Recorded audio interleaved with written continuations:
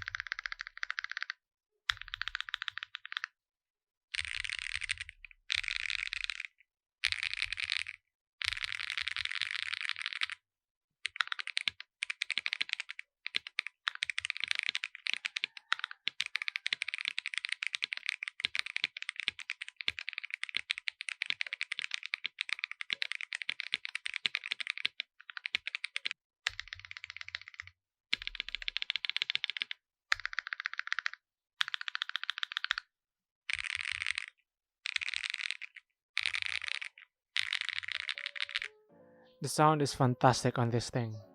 I can't believe that this just cost $100.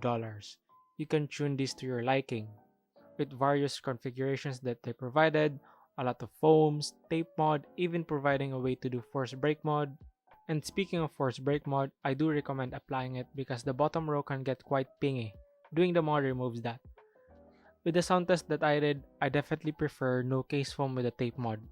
I do hear a bit of case ping, but I think doing a force brake mod will solve that problem. Even without a case foam, it doesn't sound too hollow, which is surprising since there is actually a bit of room under there. The stock screw-in stubs are pretty decent. It wasn't too hard to tune. I just applied 205G0 on the housing and dielectric grease on the wires, and they sound fantastic without any rattle on my first attempt at tuning. The feel is quite nice, although you can't tell the flex of the PC plate if you have the case foam, but if you can replace the case foam with maybe polyfill, you'll definitely get some bounce on this thing without getting too hollow. And I love that they didn't add any flex cuts to the PCB. It lessens the flex of the board, but it sounds so much better without it. Flex cuts thins out the sound usually, and I'm glad that they didn't add that to this. The M1 has just a simple design, an exploded 75% layout, a simple knob, with a gold accent on the side that adds a bit of class to the whole board. The machining is quite nice too. no cosmetic issues anywhere, and the color is just so nice to look at. This isn't your average 75% keyboard. Somehow they made it affordable without losing any important features. There's no other keyboard like it. Definitely worth the money. Having a full CNC case, a knob, south-facing PCB, QMK and VIA, and a lot of customization pieces they provided. One thing I would like them to add is any form of wireless connectivity.